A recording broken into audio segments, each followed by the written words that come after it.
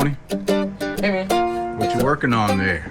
Oh, this is the headstock veneer from a Loar mandolin. Wow. I forget what year this is exactly, but early part of the last century. And what had happened to this is somebody put a bunch of inlays in it. So and so it was heavily damaged by all that routing and putting stuff in. So what I've done is I've removed the inlay from the instrument, because I had to do, you can see through here, this what I'm using to hold this inlay in place.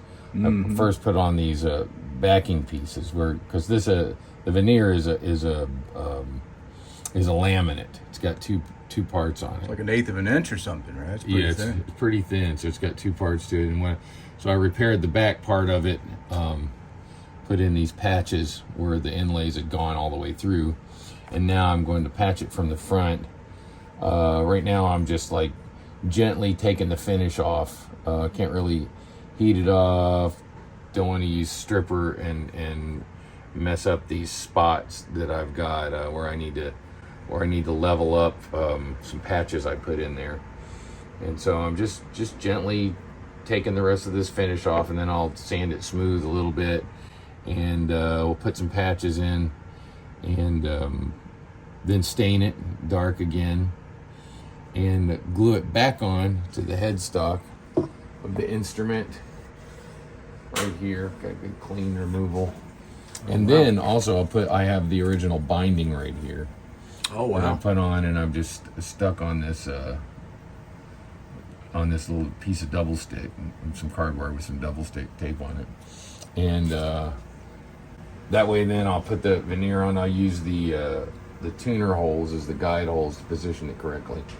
And then I'll put the binding on after gluing that on, and touch up the sides, and then start the other repairs that need to be done on this instrument.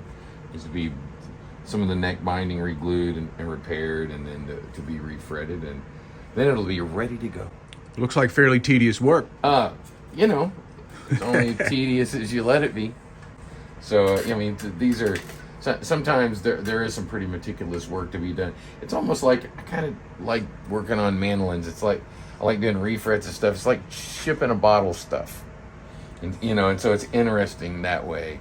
Like to do, even when you're refretting them, to get all these little parts right where the frets are only halfway. You actually have to contour them to the shape of where the edges are there and stuff like that. And so it's actually interesting in that way. So for people who like meticulous work, yeah, doing models and shipping a bottle stuff, that comes to mind.